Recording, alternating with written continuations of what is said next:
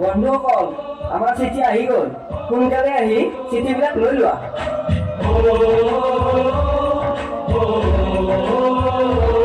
Congratulation, তুমি দেউতা হ'বলৈ ওলাইছা। এতিয়াৰে পৰা কেৱল মই নহয়, দুজন মানুহে তোমাৰ অপেক্ষা কৰি থাকিব। তুমি সোনকালে ঘৰলৈ আহিবা। উই মিছ ইউ।